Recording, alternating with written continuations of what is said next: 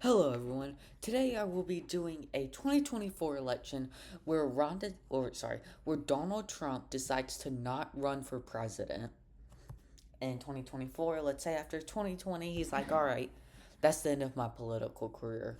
And I do believe if Donald Trump does not run for president and we see someone, because honestly, besides Trump, the Republican, um, the Republicans that did decide to run for president were all much younger than Trump. They were in their 40s and 50s, which is still pretty young for a politician, especially that you have to be 35 to run for president. So, seeing people in their 40s and uh, early 50s is very nice. And I believe Ron DeSantis, let's see how old he is. Yeah, and he's only 46, which is actually pretty young for a Republican candidate. So I do believe this would lead Joe Biden to actually deciding not to run for re-election, and the Democrats would actually have their own primary.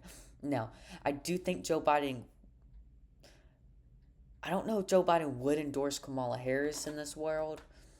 He probably still would, maybe, or he either endorses Kamala Harris or decides to just let it play out, or Kamala Harris might not even run for president.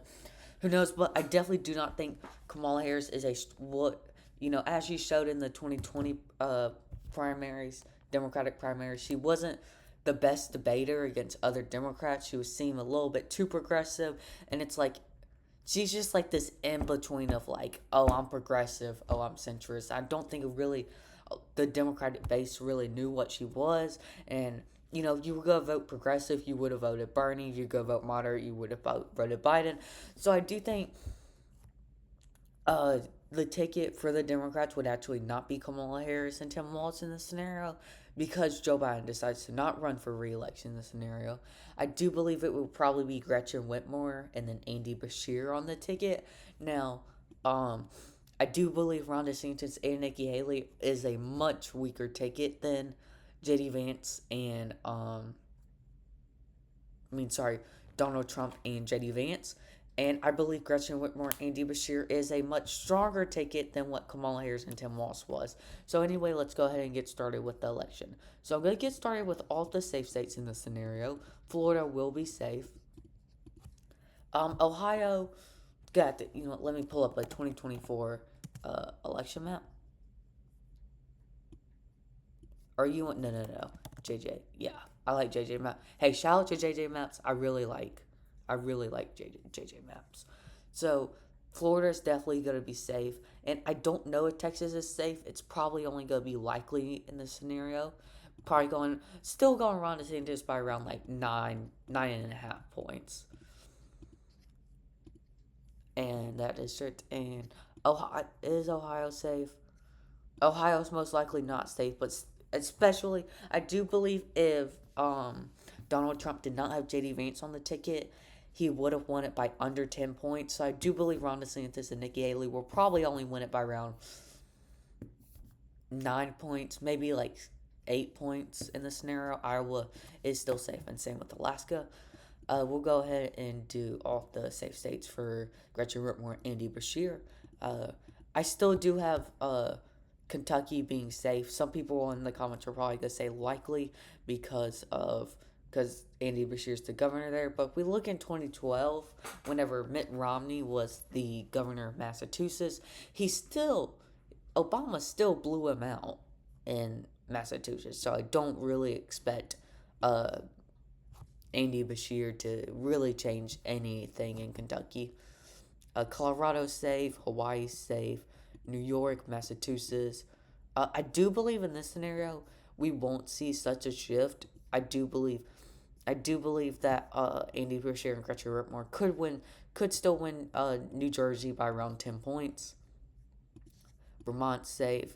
This district as a whole, and anything else I believe is safe. No. Yeah. So we'll move on to the likelies. I believe New Mexico probably goes to Gretchen Whitmer and Andy Bashir by around like 7 or 8 points. I also believe Virginia will go to Gretchen Whitmer and Andy Bashir by around 7 points. This district will go to Ron DeSantis and Nikki Haley by around 8 points, somewhere around there. And now we'll start talking about the more swingy states. Now, I do think Gretchen Whitmer, Andy Beshear will do worse in Minnesota than Kamala Harris did. She won it by 4.2 points, even with Tim Walz on the ticket. So I do think they'll probably win it by around 3 points, somewhere around there. I do believe they'll still win New Hampshire, probably by around like 4 points, maybe in this world, but definitely not likely. I do think Ron DeSantis and Nikki Haley will still take Arizona by around, probably by around 2 points, maybe. And I do believe they also take Nevada, still take Nevada by around 2 points too. North Carolina will go to Ron DeSantis and Nikki Haley, maybe by a smaller margin, but I definitely do think around that like 2.5 to 3 point scenario. Without Josh Shapiro on the ticket for the Democrats, I do believe Ron DeSantis and Nikki Haley do still win Pennsylvania. Trump won it by 1.7%. I do believe that Ron DeSantis and Nikki Haley could still win it by maybe like 0.5%, somewhere around there. Uh, so Pennsylvania still does go Ron DeSantis and Nikki Haley. I do believe Gretchen Whitmer and Andy Beshear, of course, with Gretchen Whitmer on the ticket.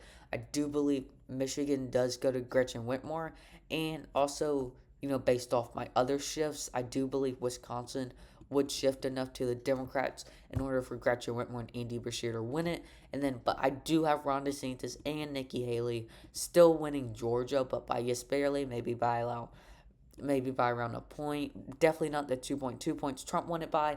Maybe by like 1.3%.